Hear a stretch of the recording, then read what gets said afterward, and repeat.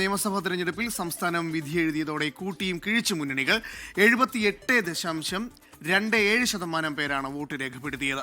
ഉയർന്ന പോളിംഗ് ശതമാനം തുണയ്ക്കുമെന്ന് മൂന്ന് മുന്നണികളുടെയും അവകാശവാദം. പാലക്കാട്ടെ ചിറ്റൂരിലാണ് ഉയർന്ന പോളിംഗ്, കുറവ് പത്തനംതിട്ടയിലെ റാന്നിയിലാണ്. പോളിംഗ് ശതമാനത്തിന്റെ അടിസ്ഥാനത്തിൽ വിജയസാധ്യത പരിശോധിക്കാൻ CPIM സംസ്ഥാന സെക്രട്ടേറിയറ്റ് യോഗം ഞായറാഴ്ച ചേരും. വിശദാംശങ്ങളുമായി ഞങ്ങളുടെ പ്രതിനിധികൾ ചേരുന്നുണ്ട്. റിനു ശ്രീധർ തിരുവനന്തപുരത്തു നിന്നും, അനീഷ് ദേവസ്യ കോഴിക്കോട് നിന്നും ചേരുകയാണ്.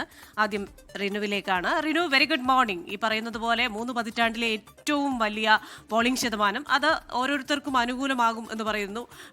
UDF പറയുന്നു UDFകാരാണ് ഏറ്റവും അവസാനം വോട്ട് ചെയ്യാനെത്തുന്നത്, അതുകൊണ്ട് തന്നെ കാത്തിരുന്ന് കൂടുതൽ UDFകാർ വോട്ട് ചെയ്തതുകൊണ്ടാണ് വോട്ടിംഗ് ശതമാനം കൂടിയത് എന്ന് പറയുന്നു. അതേസമയം ഈ പോളിംഗ് ശതമാനം കൂടിയത് തിരിച്ചടിയാവില്ല എന്ന് LDF പറയുന്നു. എന്നാൽ പുതിയ വോട്ടേഴ്സ് SIR പ്രകാരം വന്നതാണെന്നൊരു വാദമുണ്ട്. ഈ പുതിയ വോട്ടേഴ്സ് അത് തങ്ങൾക്ക് അനുകൂലമാണെന്ന് NDAയും പറയുന്നു. ഈ പോളിംഗ് ശതമാനം കൂടിയതിലെ കണക്കുകളുടെ ഒരു വിലയിരുത്തൽ എങ്ങനെയാണ്? മോർണിംഗ് ക്രിസ്റ്റിന. എന്തായാലും സംസ്ഥാന തെരഞ്ഞെടുപ്പ് അവസാനിച്ചു.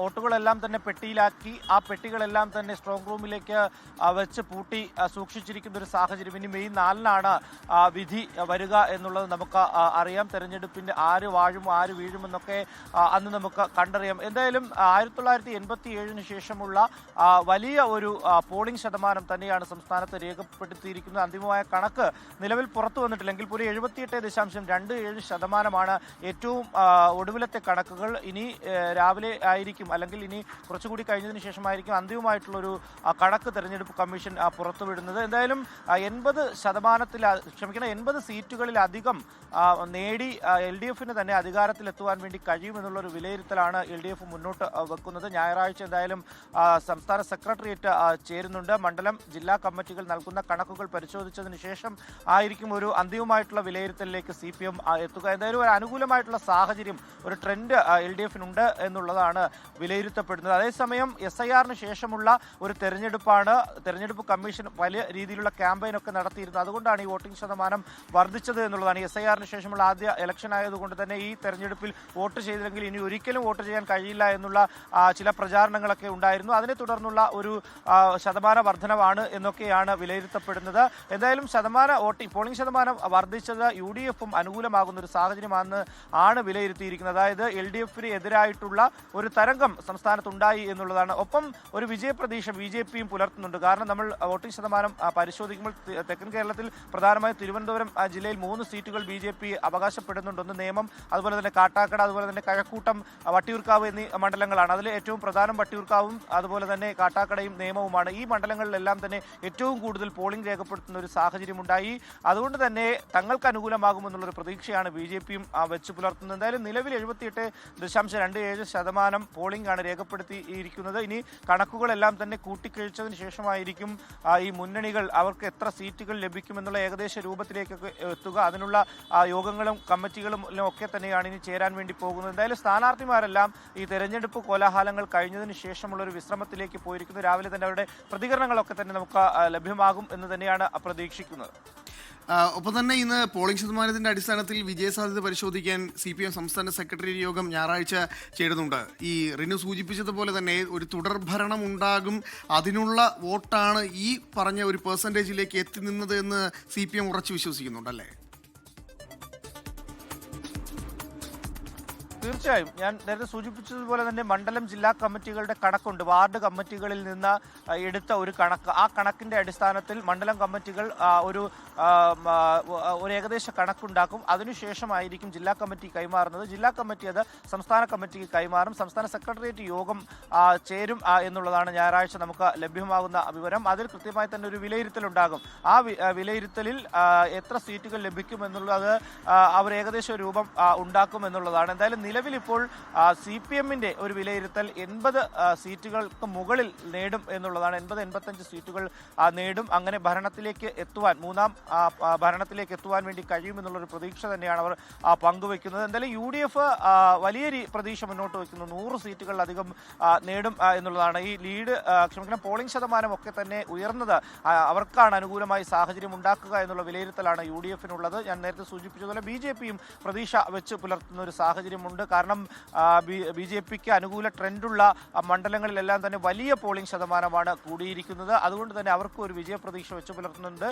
എന്തായാലും അന്തിമമായിട്ടുള്ളൊരു കണക്ക് തെരഞ്ഞെടുപ്പ് കമ്മീഷൻ പുറത്തുവിട്ടില്ല. പോളിംഗ് പെർസെൻറ്റേജ് എത്രയാണ് എന്നുള്ളത് നിലവിൽ ലഭിക്കുന്ന കണക്കാണ്. അന്തിമമായിട്ടുള്ളൊരു കണക്ക് രാവിലെ 10 മണിയോടുകൂടി ലഭിക്കും. അവർ അപ്ഡേറ്റ് ചെയ്യുമെന്ന് തന്നെയാണ് നമ്മൾ പ്രതീക്ഷിക്കുന്നത്.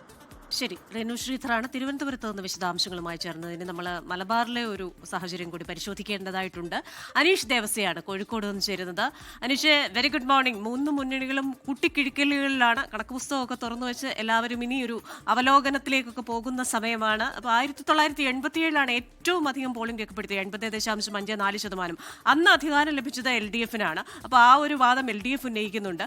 ഈ മലബാറിലെ കണക്ക് പുസ്തകം തുറക്കുമ്പോൾ എന്തൊക്കെ സാധ്യതകളാണ് നമുക്ക് ലഭിക്കുന്നത്?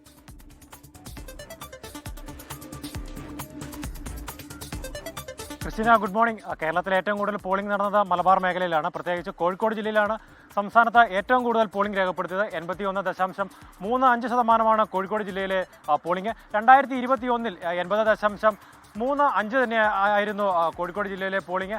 ഏതായാലും ഈ പോളിംഗ് വർധനവ് എല്ലാ മുന്നണികളും ഇപ്പോൾ അവകാശവാദവുമായി രംഗത്തെത്തിയിട്ടുണ്ട്. തങ്ങൾക്ക് അനുകൂലമായ ഒരു പോളിംഗ് ആണ് ഇത്തവണ നടന്നതെന്നാണ് എല്ലാ മുന്നണികളും പറയുന്നത്. 2021 LDF തൂത്തുവാരിയ ഒരു ജില്ലയാണ് കോഴിക്കോട്. ഏതായാലും ഇത്തവണ ഒരു അട്ടിമറി നടക്കുമെന്നാണ് UDF ക്യാമ്പുകൾ പ്രതീക്ഷിക്കുന്നത്. 2021 13 കോഴിക്കോട് ജില്ലയിൽ 13 നിയോജക മണ്ഡലങ്ങളുള്ളത്. 13-ൽ 11 LDF-നൊപ്പമായിരുന്നു. 2 സീറ്റുകൾ മാത്രമാണ് UDF-ന് ലഭിച്ചത്. അതായത് കൊടുവള്ളിയിലെ ലീഗ് ഒരു സീറ്റ് നേടിയതും വടകരയിൽ RMP നേടിയ ഒരു സീറ്റുമാണ് ഉണ്ടായിരുന്നത്. എന്നാൽ ഇത്തവണ 10 സീറ്റിൽ സമ്പൂർണ്ണ വിജയം നേടുമെന്നാണ് UDF ക്യാമ്പ് പറയുന്നത്. എന്നാൽ 3 സീറ്റുകളിൽ ഒരു ടൈറ്റ് മത്സരം നടക്കുമെന്നും അവിടെ വിജയിച്ച് കയറുമെന്നുമാണ് UDF ക്യാമ്പ് പറയുന്നത്. എന്നാൽ ജില്ലയിലെ 13 മണ്ഡലങ്ങളിലും ഇത്തവണ വിജയം നേടുമെന്നാണ് LDF ക്യാമ്പ് പറയുന്നത്. അതായത് 2021 അവർക്ക് നഷ്ടപ്പെട്ട കൊടുവള്ളി സീറ്റും അതുപോലെ വടകര സീറ്റും തിരിച്ചു പിടിക്കുമെന്നാണ് LDF പറയുന്നത്.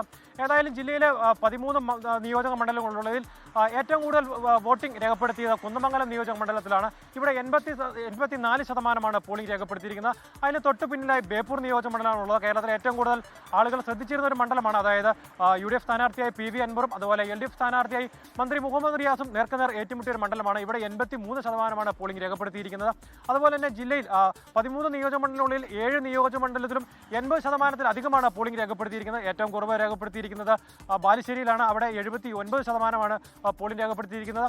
ഏതായാലും പോളിംഗ് ഈ 2021-നേക്കാൾ പോളിംഗ് 2026-ൽ വർദ്ധിച്ചത് എല്ലാ മുന്നണികൾക്കും വലിയ പ്രതീക്ഷയാണ്.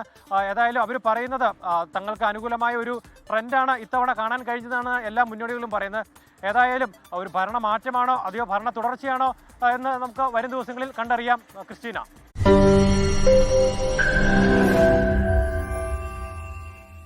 ലോകത്തെവിടെയായാലും ഏത് സമയത്തും 24 വാർത്തകളും ഓഗ്മെന്റഡ് റിയാലിറ്റി പാക്കേജുകളും എക്സ്പ്ലെയിനറുകളും വിശദമായി കാണാൻ ഞങ്ങളുടെ YouTube ചാനൽ നിങ്ങൾക്ക് സബ്സ്ക്രൈബ് ചെയ്യാം.